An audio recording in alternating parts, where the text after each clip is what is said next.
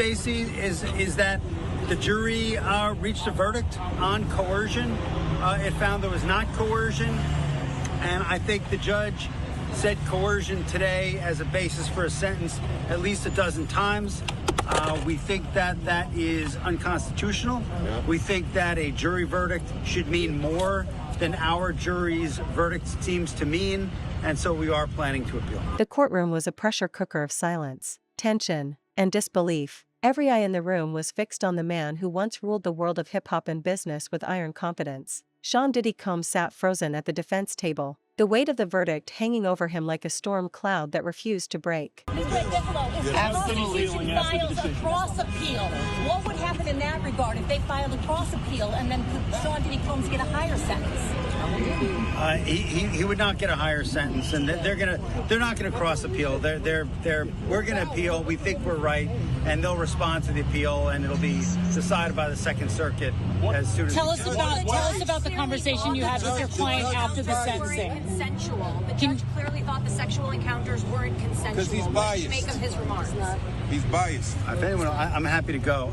So we think that's just absolutely inconsistent with the jury's verdict. I mean, the jury's verdict was resoundingly clear.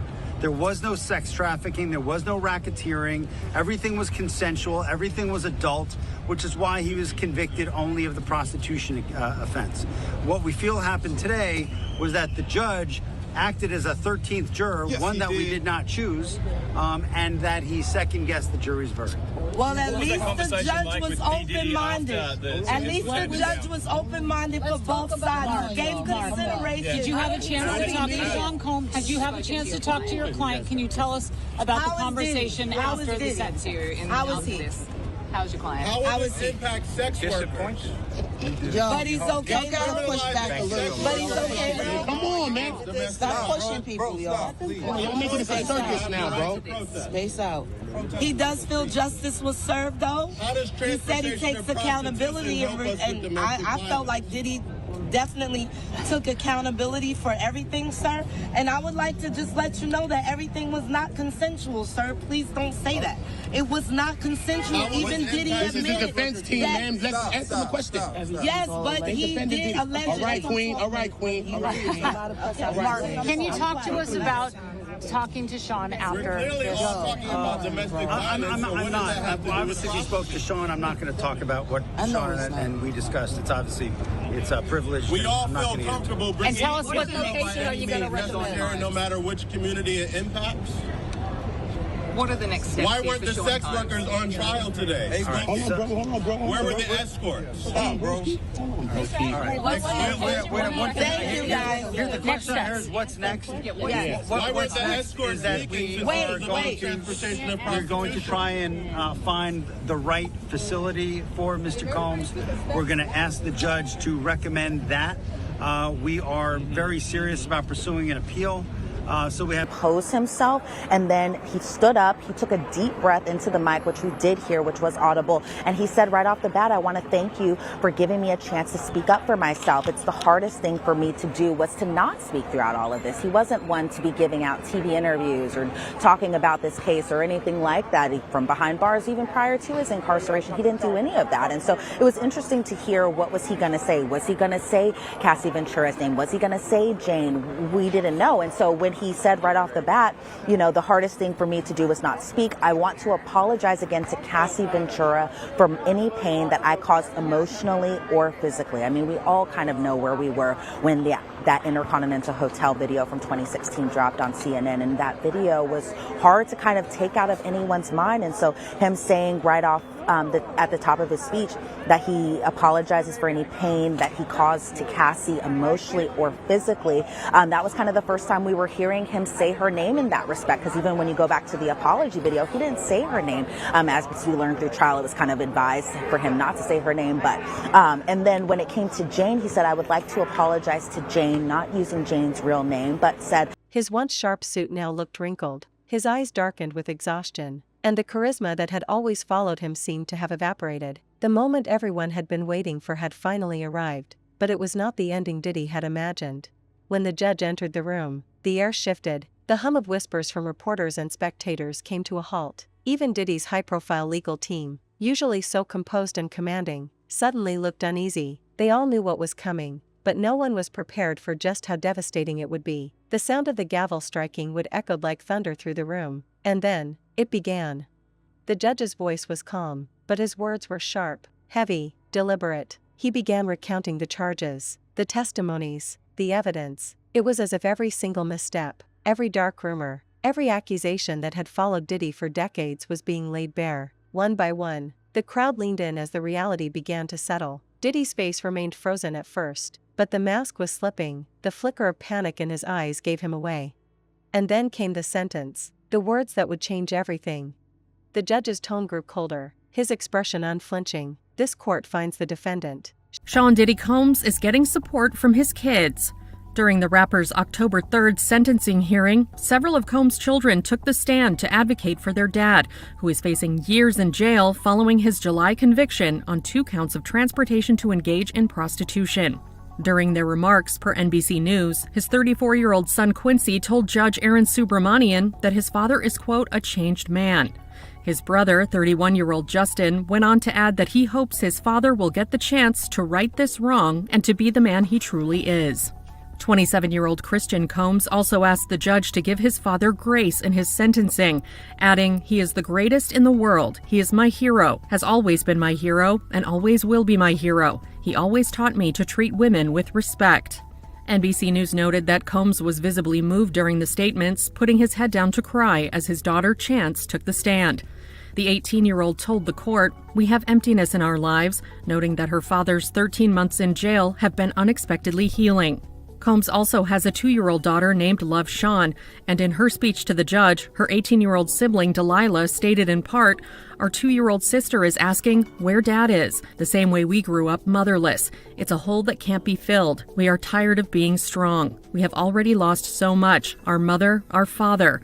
Please give us the chance to heal together and move forward together." Combs shares Christian, Quincy, Delilah, and her twin sister Jessie with late ex Kim Porter, who passed away in 2018. While Combs was found guilty on the 2 counts of transportation to engage in prostitution following a trial. And I don't necessarily think that him taking the case to trial should be held against him and should be deemed as him not being remorseful. But on the other hand, here he is having tried to fight all of the allegations and only now making any sort of admission to any issues. So I don't think a judge is going to be very much swayed by this newest apology, just like any other defendant. So just to let everybody know, my battery's breaking up a little bit. I couldn't hear that last part, Serena. We're going to work on getting this fixed. But I do want to give everybody an update. So Sean Combs says, "I hate myself right now. I have been stripped down to nothing. I want to apologize to my 7 children. I'm so sorry. You deserve better. To my mother, I feel you taught me better." Sierra, I go to you. As somebody who's been following this case from the beginning, what are you taking away from what he's saying? I mean, this is a day of reckoning for Sean P. Diddy Combs, and something that we were hypothesizing before we finally were hearing the words that he was saying was that he may in fact point out the victims in this case and apologize. I mean, I believe we talked about that just minutes ago, and here he is doing just that. My question in all of this, I will be very interested to see what Elizabeth Milner says when she comes out, because right now she is in the courthouse, so she is there watching P. Diddy as he's saying these immortal words. I want to know his emotion in all of it. I mean, we can read the words. He's saying, "I'm sorry to Cassie, I'm sorry to Jane, I'm sorry to my children and my mother. You taught me better. I threw everything away. I ruined everything." But what is the emotion there? Is it just words? Is he completely stone cold face? Or is he crying? Is he upset? And I think all of these things are something that Judge Arun Subramanian will be clocking, because I mean, that's really what it is. Is he truly sorry? Is he truly remorseful for everything that he's done? I mean, he's now been convicted of a crime here, the transportation to engage in prostitution, which, to your point, Jesse, we haven't heard an apology for all of that. We've heard an apology for the domestic violence side of things. And I mean, I will just guess that Diddy might go on for a bit longer, as it is his first time really to address all of these accounts. But I want to know the emotion behind all of it. It's a great point, and that's obviously something that Elizabeth Milner would know because she's inside there. She can hear it for herself. But if we're clocking this, if we're clocking that he's not directly addressing the federal crimes that he was convicted of, you know Judge Subramanian. Sean Combs, guilty as charged, and sentences him to. The rest was drowned out by gasps. The entire courtroom went still for a split second before chaos erupted. Reporters scrambled to write, cameras flashed, and murmurs filled the air. Diddy's family in the gallery broke down in tears. His son stared blankly at the floor. His daughters covered their faces, unable to watch their father crumble. Diddy's body tensed. His hands gripped the edge of the table, his breathing sharp and shallow. No, no, this can't be right, he whispered, shaking his head. His lawyer leaned in, whispering something back, but Diddy wasn't listening anymore. His mind was spiraling. The confident mogul who once moved with calculated precision now looked like a man drowning in disbelief. The sentence was brutal, and the shock on Diddy's face said it all. His entire empire, his reputation, his freedom, his legacy, had just been torn apart in front of him. His lawyer immediately jumped to his feet, addressing the judge in a tone that was both urgent and desperate. Your Honor, with all due respect, we intend... He's going to say it too. He says, I let down my community. I wanted to show we could take care of our own problems. I got lost. I'm not this bad person. I'm sorry to my community. I let you all down. People can change. I know I've changed. There is a part about this, Joe, and he goes, sometimes you have to go through life experiences. These are not excuses. I can't change the past, but I can change the future. I beg your honor for mercy to be a father again, to be a son again, a leader in my community again, to get the help I need. Now, Joe, look, we're criticizing parts of this from a legal point of view, from a human point of view. Could the judge be persuaded that this is a guy who's really learned his lesson, that could be a force of good, that he wasn't convicted of racketeering and sex trafficking, that while transportation to engage in prostitution is a serious crime, and there were elements of violence and drugs that were a part of it, and this happened many times, that perhaps he should not have to spend a significant portion of his life now in prison? Here's what I say, at the risk of coming off like I'm banging on Diddy, and this is not a banging, Diddy day kind of thing for me. But if he's learned his lesson in 14 months, he'll learn it better in 2 or 3 years. And so what that means is there's got to be another reason over and above him learning his lesson. That's part of it. But over and above him learning his lesson, for him to be released more sooner than later. And that could be the force of good that he could be. I don't want to minimize that. I don't want to minimize the fact that he's got ingenuity, he's creative, he has a huge platform. Everybody's going to be watching the things that he does next. And so that would have to be more the reason to let him get out earlier, because again, he knows how to succeed. And in all of these areas where he says, because of, he lost his father and it made him more likely to be a domestic abuser or whatever that was, he overcame the odds in so many other ways. So that doesn't fly either. So it's really got to be his ability to do something maybe that almost nobody else could do coming from this situation. So I'm not going to minimize the power of that and how the judge may evaluate that, but it's going to have to be that even more than just learning the lesson. He just said, I don't want to let God down. I have no one to blame but myself. I know I will never put my hands on another person again. I'm willing to comply with any conditions. Me sharing my story is not a scheme to get less time. This story is tragic. If Your Honor gives me a chance to share my story, this has a positive impact. Thank you to the jury. Your Honor gave me the confidence in the jury to believe that I did not have to testify. They sacrificed 8 weeks. I thank them. I thank them for not guilty. Serena, back to you. Your thoughts on this? Well, here's the thing. Sean Diddy Combs always had a platform to tell his story. He didn't need to be convicted of heinous crimes to be able to inspire people and use his power for good. I feel it's such a shame that somebody who did come from such a difficult and broken background and was able to pursue his dreams and get there, then turned around and used it to manipulate people, to harm people who are very vulnerable to him. And he used his power for bad. Maybe he did some good things. Maybe his children love him. That's true.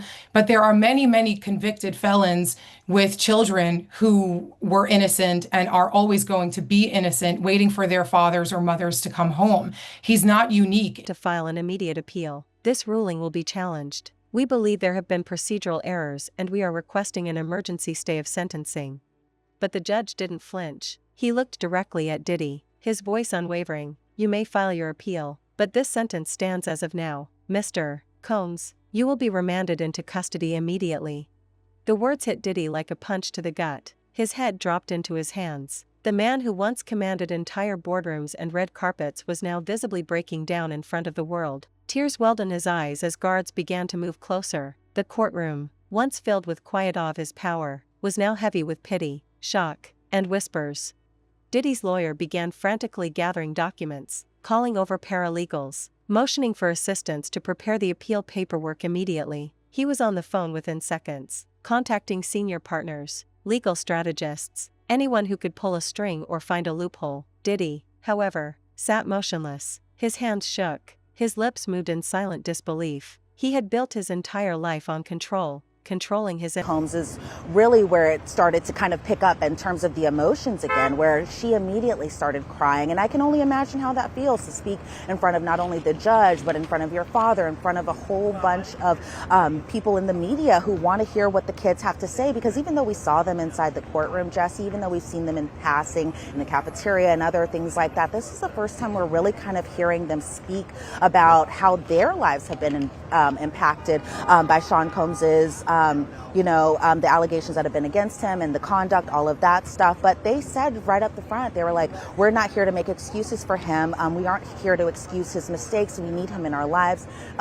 Jesse Combs talking about how she lost her mom, her mom being Kim Porter when she was very young, and that Sean Combs promised to be there to keep them safe. Then Chance Combs spoke afterwards, and she said that we're just daughters who need our father. When we talk, he speaks with a clear mind now. He's more patient. He's thoughtful. He wants to be a better man. He wants to be a better father. He's parented our 2-year-old sister from jail, and I see glimpses of our father during that.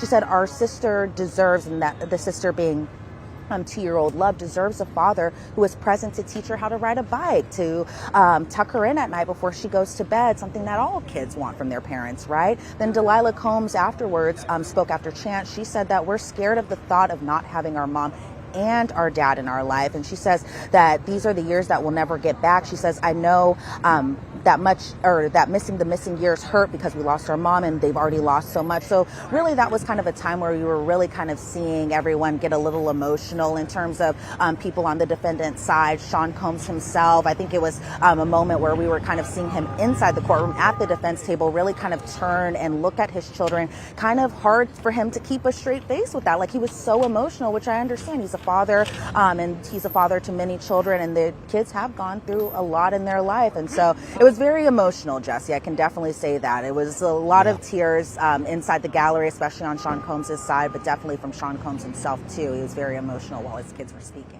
There's a lot at stake today. It's not surprising you're seeing this. By the way, before I ask you something else, I just have to let you know, the amount of love that you're getting online is quite palpable. Basti failed. Greetings, my queen. We love you in Germany. Christina Lester, super chat comment, who's been great today. Tell Elizabeth her skin is glowing as per usual. Nikki Hayes, how are you, Elizabeth? We heart and appreciate you. Anto Grego, beautiful Jesse and Queen Elizabeth. Love you guys. You make a great team. Maylin Bourbon, oh, how I missed the chat, the lunchtime show, and the Long Crime team and panel. Long Crime, thank you for all your hard work. So, and super chat question from Mike. What's the update? Well, I think Elizabeth just laid out the entire update. I will ask you this. There was a question from the lone medic. How long does Elizabeth think Diddy will be sentenced for? Wasn't there a comment today, Elizabeth, from the judge that he does not see any reason to deviate from the guidelines of 5 to 7 years? Yes, and so there was a lot. Image, his music, his empire, but in this room, he had none. The guard stepped closer, placing a hand on his shoulder. Diddy flinched, his head jerking up in disbelief. You can't do this to me, he said, his voice cracking. I'm not supposed to be here. This isn't supposed to happen like this. But no one responded. The judge had already left the bench, and the courtroom buzzed with the noise of reporters rushing to file their breaking stories. Diddy sentenced to years behind bars. Music mogul's downfall. Justice finally served. The headlines practically wrote themselves. Outside, crowds gathered, some fans shouting in disbelief, others saying this was long overdue. The world was watching every second of his collapse.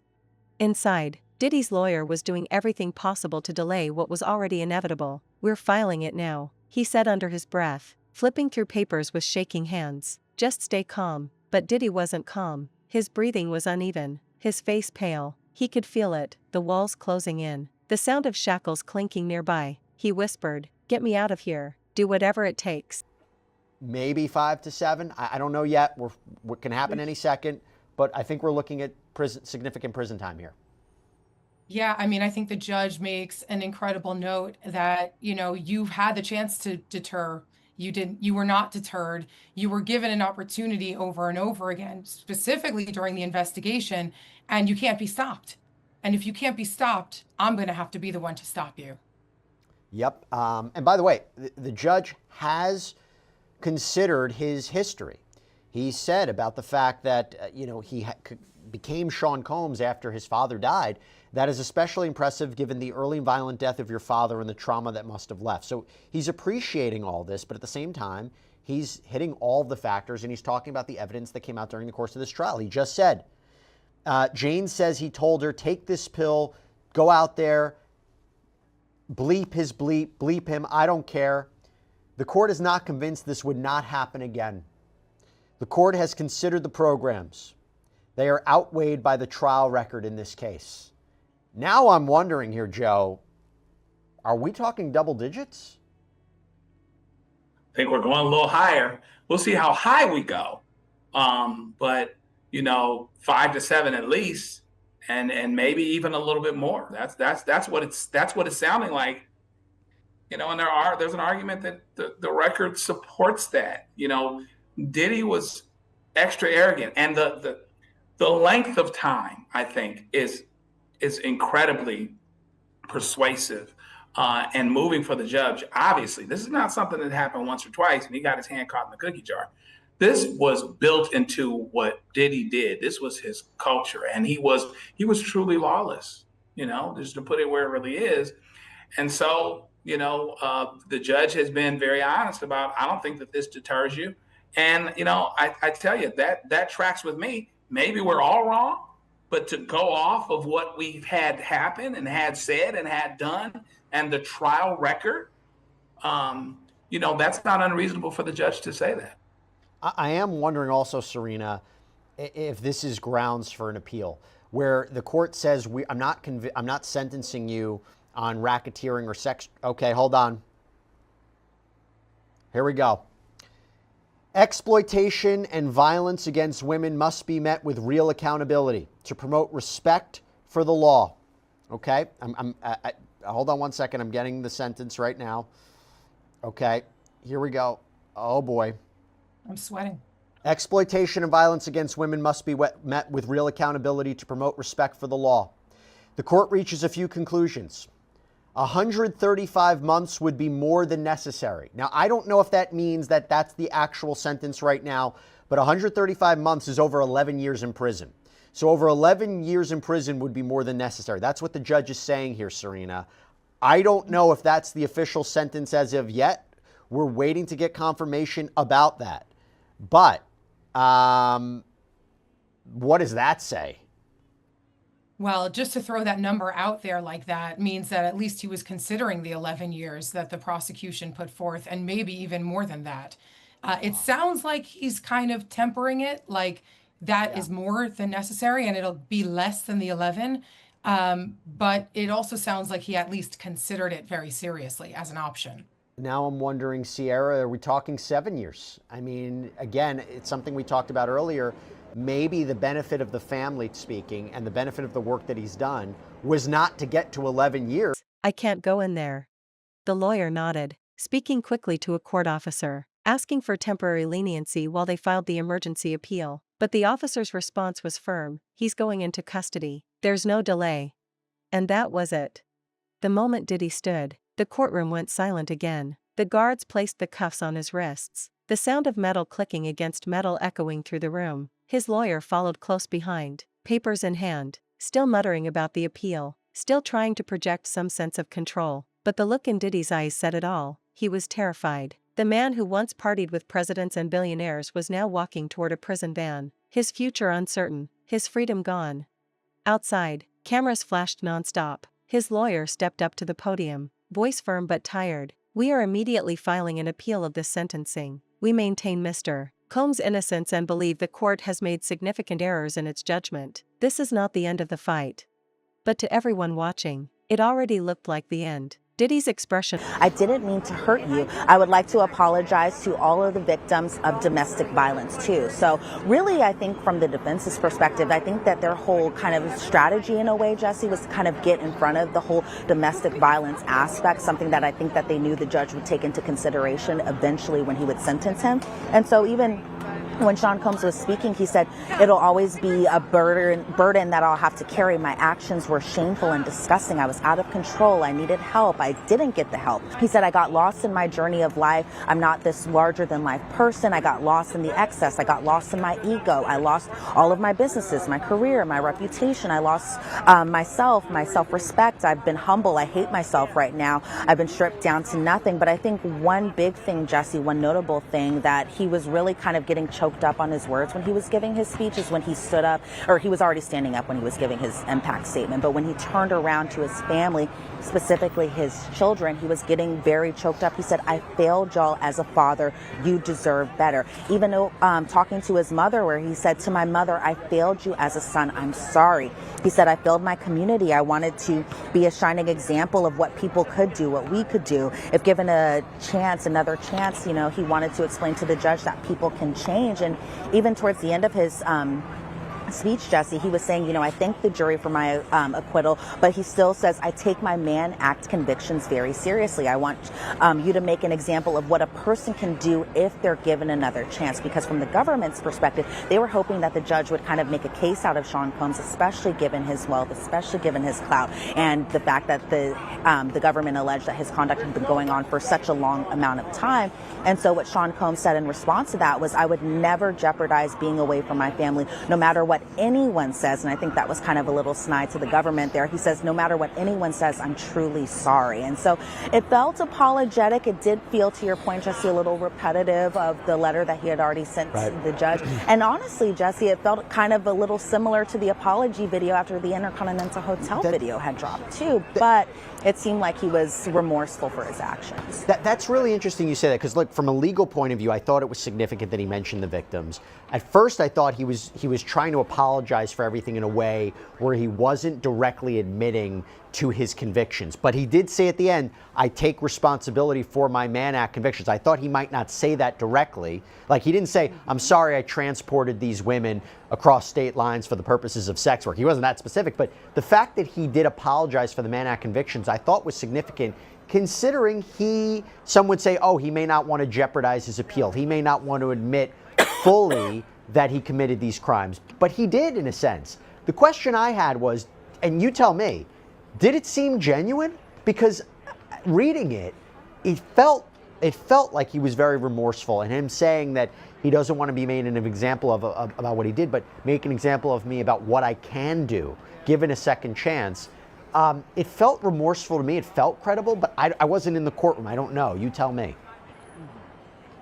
Yeah, I think kind of from the defense's perspective, it really was kind of pulling at the heartstrings to really kind of bring out the tears in a sense. So to me, it did feel a little bit that he was remorseful, but at the same time, it did also feel like this was just everything that had already been said in the many of court filings that were already submitted to the judge. And then I felt like it felt a little disingenuous at times in terms of just the language that was used, because it was so similar to not only just the letter, but to the apology video too. And so I felt like the tone was to reach for just the heartstrings. So I felt like overall, Jesse, I think he was remorseful, but I don't know if it was remorse because of his actions and the pain that he's caused to people, or it's because he's been sitting in a jail cell for the last 12 months. Well, then we came to the judge. Was hollow, his body language defeated. He glanced toward his family one last time before being led away. His mother was crying uncontrollably. His sons stood motionless, their faces blank. It was the image of an empire crumbling in slow motion. Back in the legal offices, phones rang off the hook. Lawyers drafted motions, drafted emergency petitions, anything that might keep Diddy out of prison while the appeal went through. We can try for a stay, one said. We can push for reconsideration. Another voice cut in sharply. This is going to be tough. The evidence is stacked. Meanwhile, inside the holding cell, Diddy sat alone, staring at the wall. For the first time in decades, he had no entourage, no assistants, no team of advisors, just silence. He whispered to himself, I'm getting out. I'm not staying here. They can't keep me here. But the reality was sinking in, the guards outside the door, the concrete walls, the sound of the lock clicking shut. It was all real. By nightfall, news outlets across the globe ran the story nonstop. The downfall of Diddy had officially become a media spectacle. Social media was on fire, some defending him, others celebrating the verdict. Old collaborators distanced themselves. Brands began pulling sponsorships. The same people who once praised his empire now treated his name like poison. His legal team worked through the night. By morning, they announced that the appeal had been officially filed. We will fight this with everything we have, the lead attorney told reporters. Mr. Combs remained strong and committed to clearing his name, but behind closed doors, Diddy wasn't strong. Insiders described him as erratic, restless, panicked, unable to sleep, pacing back and forth, demanding updates every hour. The mogul who once ruled every room he walked into now found himself begging his lawyers for updates, his tone breaking every few sentences. Tell me there's a way, he said over the phone, his voice trembling. Tell me I'm getting out. His lawyer paused before responding. We're doing everything we can, Sean, but right now, we have to wait for the appellate court's decision. For now, Diddy's world was silent, his empire, frozen, his freedom, hanging by a thread, his lawyers, racing against time. The mogul who once had it all was now left with nothing but fear, panic, and the fading hope that somehow, against all odds, the appeal would save him from the cage that had finally closed around him.